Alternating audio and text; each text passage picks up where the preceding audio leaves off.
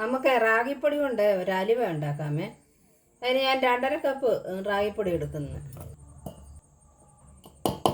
നമുക്ക് 2 കപ്പ് വെള്ളം ഒഴിച്ചൊന്ന് കലക്കി എടുക്കാമേ.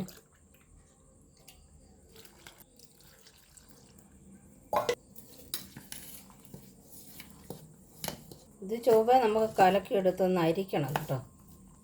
ഇച്ചിരി വെള്ളം കൂടെ വേണേ. 1 കപ്പ് വെള്ളം കൂടെ ഒഴിക്കുവാണേ.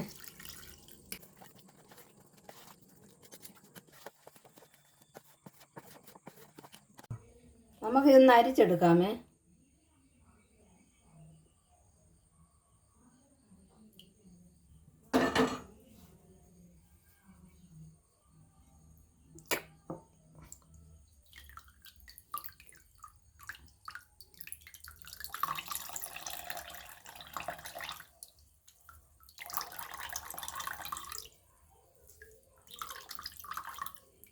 നമ്മളിതൊന്ന് അരിച്ചെടുത്തിട്ടുണ്ട്. നമുക്കിനി ഇതൊന്ന് കുറുക്കി എടുക്കാമേ.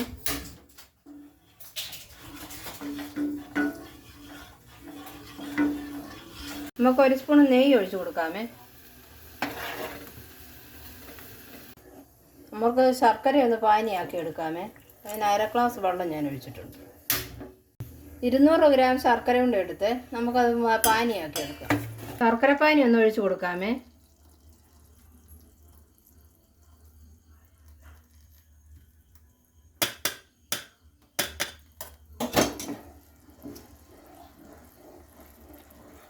നമ്മൾ 2 സ്പൂൺ കോൺഫ്ലവർ എടുത്തിട്ടുണ്ട്. അതൊന്ന് കലക്കി തിളച്ച് ഈ പരുവം വരുമ്പോൾ നമുക്കൊന്ന് ഒഴിച്ച് കൊടുക്കാമേ.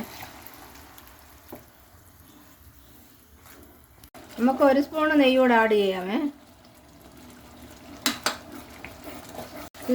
ഇനിയും നമ്മൾ കൈവിടാതെ ഇളക്കി കൊടുത്തുകൊണ്ടേ ഇരിക്കണേ. നമ്മളിങ്ങനെ ഇളക്കിക്കൊണ്ടേ ഇരിക്കണം, അല്ലേ അതങ്ങ് കട്ടയായിട്ട് വരും.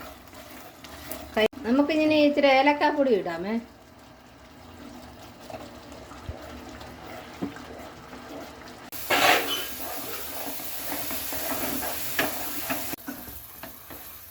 ഈ പരുവാകുമ്പോൾ നമുക്ക് തീ നിർത്തി വാങ്ങി വെക്കാമേ. നമുക്ക് നെയ്ക്കകത്ത് കശുവണ്ടി ഒന്ന് വറുത്തെടുക്കാമേ.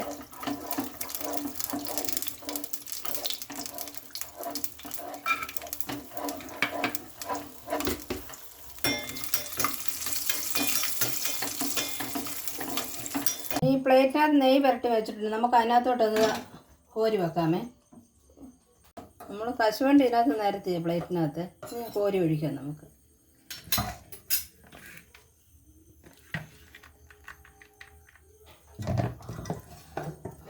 നേരത്തെ കൊടുക്കാമേ. നമ്മുടെ പ്ലേറ്റിലാക്കി ഇനി അത് തണുക്കാൻ വെക്കാമേ. അങ്ങനെ നമ്മുടെ റാഗിപ്പൊടി കൊണ്ടുള്ള അലുവ റെഡിയേ. ഇഷ്ടപ്പെട്ടവരെ ലൈക്ക് ചെയ്യുക, ഷെയർ ചെയ്യുക.